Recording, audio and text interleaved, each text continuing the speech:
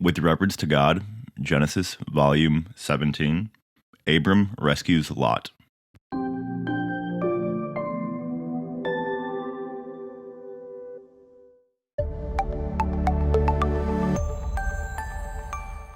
Genesis 14-1.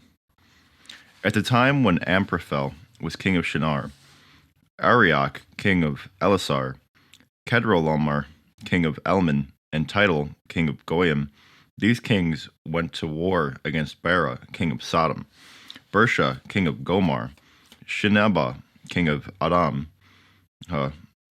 Sheber king of Zeboim, and the king of Bela, that is Zorah.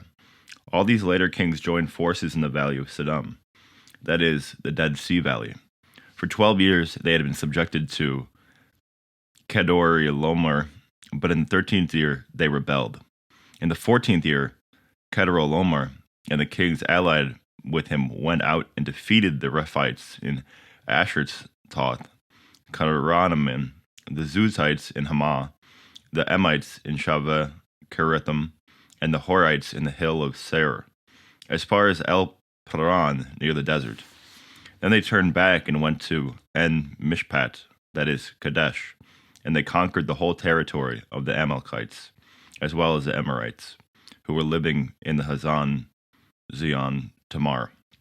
And then the king of Sodom, the king of Goram, the king of Adam, the king of Zeboim, and the king of Bela, that is Zorah, marched over and drew up their battle lines in the valley of Sodom against Kedorlaomer, king of Elam, Tidal, king of Goyim, Aramphel, king of Shinar, and Arioch, king of Elasar, 4 kings against 5.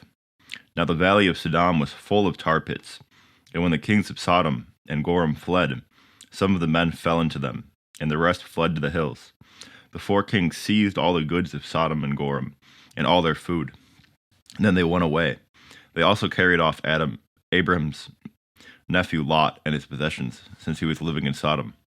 A man who had escaped came and reported this to Abraham the Hebrew. Now Abram was living near the great trees of Mamre, the Amorite, a brother of Eshcol and Aner, all of whom were allied with Abram. When Abram heard that his relative had been taken captive, he called out the 318 trained men born in his household and went in pursuit as far as Dan. During the night, Abram divided his men to attack. Then he routed them, pursuing them as far as Hobah, north of Damascus. He recovered all the goods and brought back his relative's Lot and his possessions, together with the woman and the other people.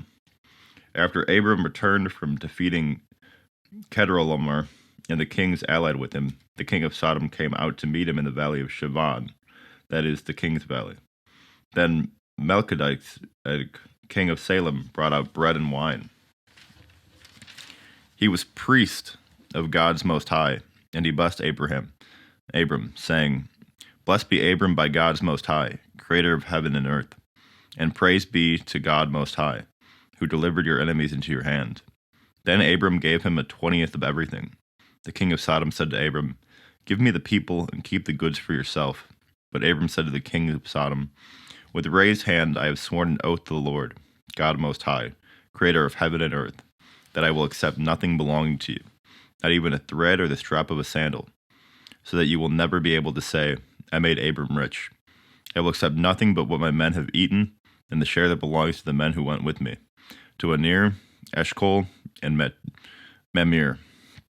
Let them have their share. May we be at peace with the word."